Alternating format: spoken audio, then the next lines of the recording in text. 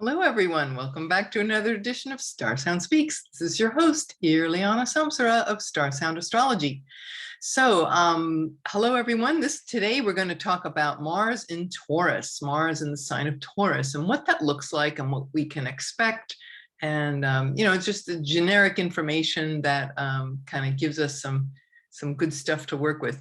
So, okay, so Mars, what is Mars, and why should we care? Mars is a planet of action and aggression and, known as the god of war and very much about movement and passion and courage on the bright side, although people tend to not want to give Mars a whole lot of credit like that. In mythology, it said that, Mars didn't have any friends. Well, if you're clobbering people all the time, so Mars actually rules our drive. It rules how we move in the world. So it's our temper, our temperament, what makes us angry, how we get angry, and what keeps us from getting angry. Are also sexuality. So it's about our physical vitality, our sex drive, romantic attraction, things of that nature. Now, when Mars's home signs rules, every planet except the sun and moon rule 2 signs.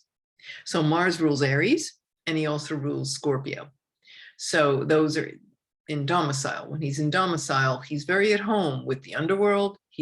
Scorpio and death and regeneration and reprogramming, and the Aries version is the physical, that male aspect of, conquering, competition, sports, those kinds of things. So when Mars goes into Taurus, when he leaves his domicile in Aries, goes into Taurus, it really gives us a respite.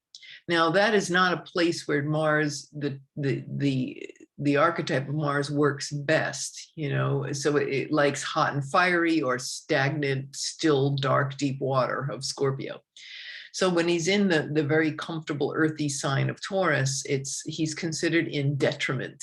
So there's like domicile and detriment, or exile. It's another word for detriment. Mars is in exile. So it's not in a place of cushy comfort, earthy sensuality is not really what Mars likes.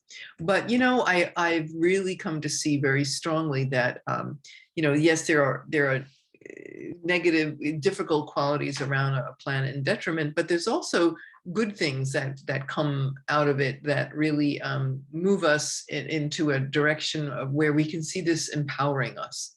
So it just works differently than the quote conventional typical way.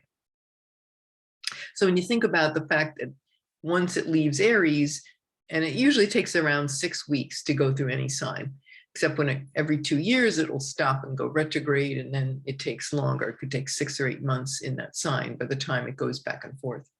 But when it's in the sign of Aries, of course, it's very loud and aggressive and cutting, right? Aries being a cardinal sign, it's like taking a machete and cutting down a path in the forest, like slashing your way through something to clear space. And then the fixed sign is setting up shop, setting up a home, right? When you look at it that way. So it's loud in Aries, it's peaceful in the sign of Taurus, it's learning to work slowly and methodically and with patience, even though it might not like that.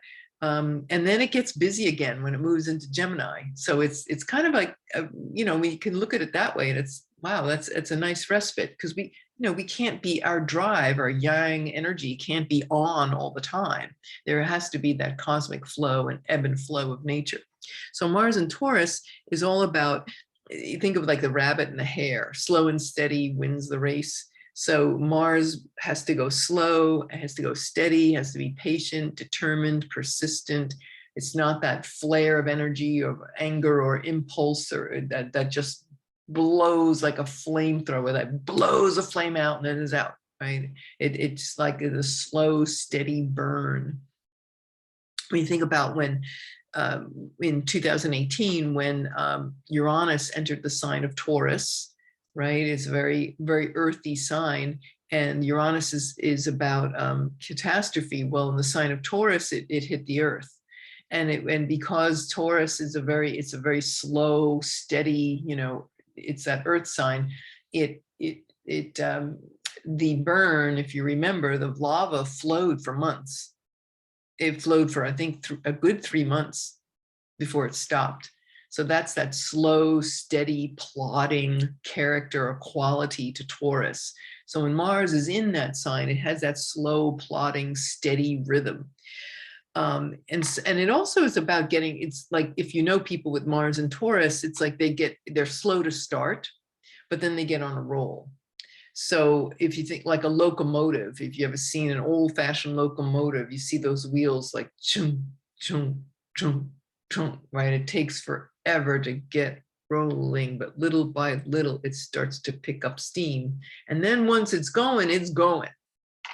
So it doesn't, it takes a lot to stop it, because once it gets fixed in a certain place, it's like, oh, stop, change, start. Well, Gemini, bing, we can go off that way. But Taurus is like, you don't ask a bull, like, quick, turn this way, turn that way. It's not that agile.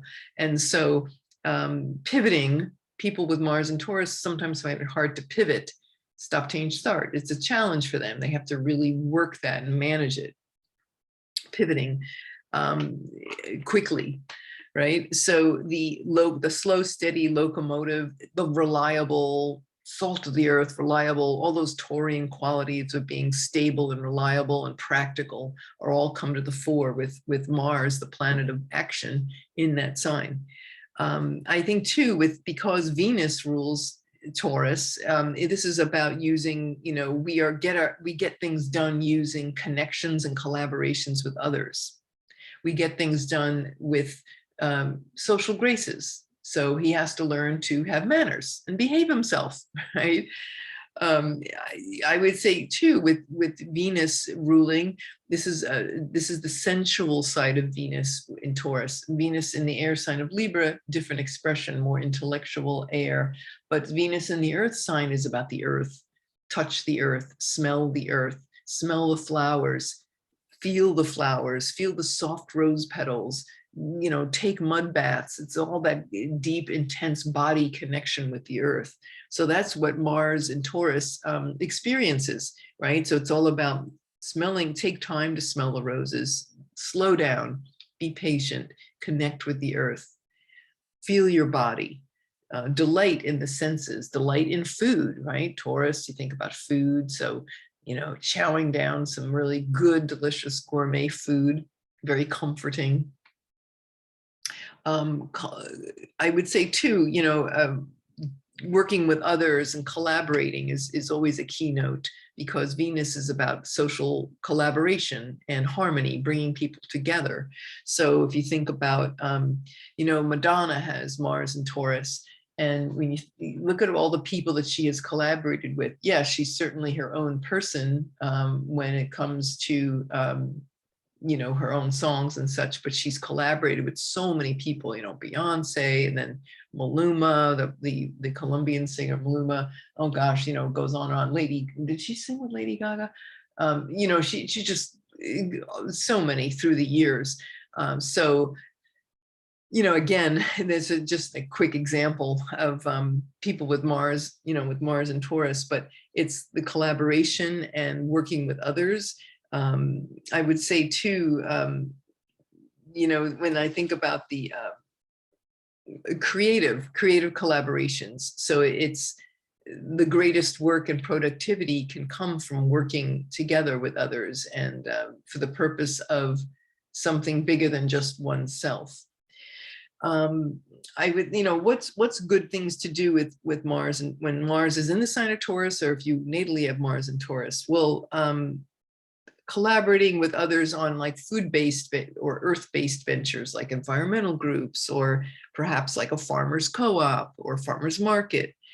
Maybe it's about, with Venus ruling, arts and crafts, maybe it's about starting a quilting circle, patchwork quilts, and what are those called? Quilters, people who make quilts, things like that.